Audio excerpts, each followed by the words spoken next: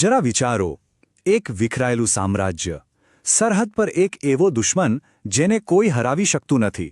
આવા સમયે ઇતિહાસને એક એવી વ્યક્તિની જરૂર પડે છે જે નિયમોને તોડવાની નહીં પણ નવા નિયમો બનાવવાની હિંમત રાખે.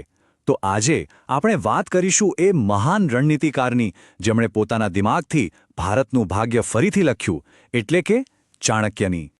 આ વાત છે આજથી લગભગ 2300 વર્ષ પહેલાંની. ભારત નાના નાના રાજ્યોમાં વહેંચાયેલું હતું, જેઓ અંદરોઅંદર જ લડતા હતા.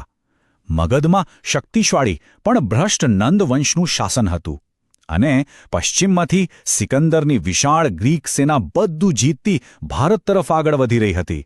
એટલે કે ખતરો બે બાજુથી હતો, એક ઘરની અંદરથી અને બીજો ઘરની બહારથી. હવે સવાલ એ હતો કે આવા સમયે કોણ આ વિખરાયેલા દેશને એક કરી શકે? આટલા મોટા આક્રમણનો સામનો કોણ કરી શકે? અને આનો જવાબ એક સાધારણ દેખાતા બ્રાહ્મણ શિક્ષકમાં છુપાયેલો હતો. એક ધ્યેય સાથેનો માણસ. જુઓ, ચાણક્યનો હેતુ કોઈ અંગત સત્તા મેળવવાનો બિલકુલ નહોતો, અને આ જ વાત તેમને તે સમયના બીજા બધા સલાહકારોથી અલગ પાડતી હતી. એમના મનમાં તો ફક્ત એક જ સપનું હતું: અખંડ ભારત. એક એવું ભારત જે એક હોય, મજબૂત હોય અને કોઈ પણ બહારના હુમલાથી સુરક્ષિત હોય. બસ આ જ એમના જીવનનું એકમાત્ર લક્ષ્ય હતું. ચાણક્યના બે રૂપ હતા એમ કહી શકાય. એક તરફ એ વિદ્વાન શિક્ષક અને ફિલોસોફર હતા, તો બીજી તરફ એ હતા કૌટિલ્ય. તેમને આ નામ એમની કુટિલ નીતિ એટલે કે જટિલ અને ક્યારેક વાંકીચૂકી લાગતી રાજનીતિ માટે મળ્યું હતું. એ બહુ સારી રીતે સમજતા હતા કે મોટા ધ્યેયને હાંસલ કરવા માટે ક્યારેક કડક અને કઠોર નિર્ણયો લેવા જ પડે છે. અને આ જ એમની ફિલસૂફીનો સૌથી મોટો પાયો છે. ભલે એમની પદ્ધતિઓ થોડી કઠોર કે વાંકીચૂકી લાગે, પણ એની પાછળનો હેતુ હંમેશા જનહિત એટલે કે રાષ્ટ્રનું ભલું કરવાનો જ હતો. પોતાના સ્વાર્થ માટે ક્યારેય કંઈ નહીં. એમના માટે રાજ્ય જ સર્વોપરી હતું. તો એવો તો કેવો બ્લુપ્રિન્ટ હતો ચાણક્ય પાસે, જેણે એક વિખરાયેલા દેશને એક મહાન સામ્રાજ્યમાં ફેરવી દીધો? ચાલો હવે આપણે ચાણક્યની રણનીતિના મૂળમાં ઉતરીએ. એમની આખી રાજકીય વિચારધારા આ એક મહાન ગ્રંથમાં સમાયેલી છે: અર્થશાસ્ત્ર. હવે અર્થશાસ્ત્ર એટલે માત્ર પૈસાની વાત નથી. આ તો શાસન કેવી રીતે ચલાવવું, અર્થવ્યવસ્થા કેવી રીતે સંભાળવી અને દુશ્મનોનો સામનો કેવી રીતે કરવો, એની એકદમ પ્રેક્ટિકલ ગાઈડ છે. કોઈ ધાર્મિક પુસ્તક નહીં, પણ એક રાજા માટેનું મેન્યુઅલ. ચાણક્યે કોઈ પણ રાજકીય સમસ્યાનો સામનો કરવા માટે 4 રસ્તા બતાવ્યા, જે ઉપાય તરીકે ઓળખાય છે. આ ચારેય પગલાં એકદમ લોજિકલ ક્રમમાં છે. ચાણક્ય માનતા હતા કે યુદ્ધ તો હંમેશા છેલ્લો વિકલ્પ હોવો જોઈએ, કારણ કે એમાં સૌથી વધુ નુકસાન થાય છે. એટલે સૌથી પહેલાં શાંતિથી વાત કરો, એટલે કે સામ. જો એનાથી કામ ન બને તો કંઈક લાલચ આપીને મનાવો, એટલે કે દાન. એનાથી પણ કામ ન થાય તો દુશ્મનોમાં જ ફૂટ પડાવી દો, એટલે કે ભેદ. અને જ્યારે આ બધા રસ્તા બંધ થઈ જાય ત્યારે જ બળનો પ્રયોગ કરો, એટલે કે દંડ. આ ક્રમથી શક્તિ અને સંસાધનો બંને બચે છે. એમની આખી વિચારસરણીનો સાર કદાચ આ એક વાક્યમાં છે: શત્રુને ક્યારે નબળો માનવો નહીં. ચાણક્યનું માનવું હતું કે કોઈપણ ખતરાને ઓછો આંકવો એ જ સૌથી મોટી ભૂલ છે. હંમેશા સાવધાન રહો અને તૈયાર રહો. એમની રણનીતિ કોઈ એક જ ફોર્મ્યુલા પર નહોતી ચાલતી. એ પરિસ્થિતિ પ્રમાણે બદલાતી રહેતી. જરા વિચારો, જો દુશ્મન તમારાથી વધુ તાકાતવર હોય તો એની સામે સીધા લડવું તો મૂર્ખામી છે. એટલે થોડું નમી જાઓ અને સાચા સમયની રાહ જુઓ.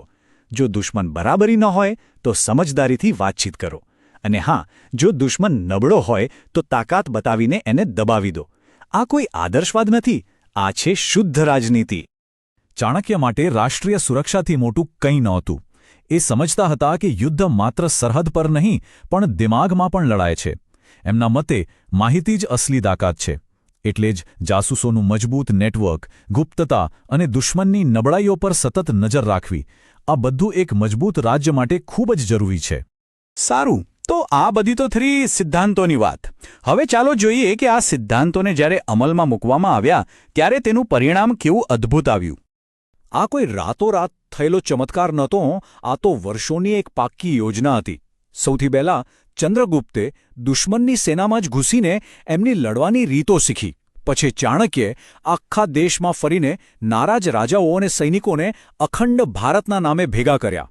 અને આ નવી સેનાની મદદથી એમણે મગધના ભ્રષ્ટ નંદ શાસનને ઉખાડી ફેંક્યું અને અંતે એ જ રાખ પરથી ભારતના પહેલા મહાન સામ્રાજ્ય મૌર્ય સામ્રાજ્યનો પાયો નાખ્યો. જે વાતો અર્થશાસ્ત્રમાં લખાઈ હતી તે વાસ્તવિક યુદ્ધના મેદાનમાં સાચી સાબિત થઈ. ચાણક્યનો બ્લુપ્રિન્ટ માત્ર એક કાગળ પરનો વિચાર નહોતો, એ એક સફળતાની જીવતી જાગતી ગાથા હતી. તો સવાલ એ છે કે હજારો વર્ષો પછી પણ ચાણક્યના વિચારો આજે પણ આટલા કામના કેમ છે? ઘણા લોકો ચાણક્યની સરખામણી પશ્ચિમના વિચારક મેકિયાવેલી સાથે કરે છે. હા, બંને પ્રેક્ટિકલ રાજનીતિની વાત કરે છે, પણ બંનેની વિચારસરણીમાં જમીન આસમાનનો ફરક છે.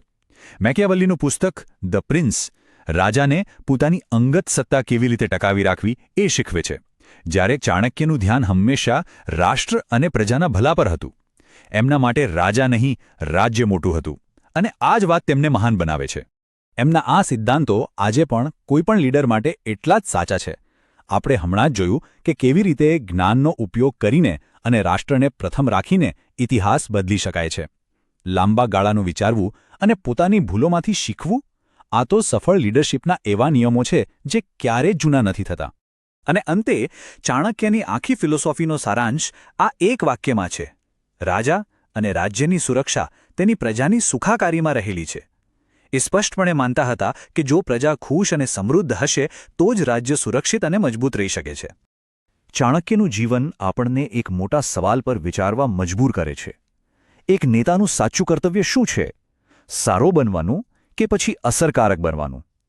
રાષ્ટ્રના ભલા માટે લેવાયેલા કઠોર નિર્ણયો ક્યાં સુધી સાચા ગણાય? આ એક એવો સવાલ છે જેનો જવાબ આજે પણ એટલો જ જટિલ છે.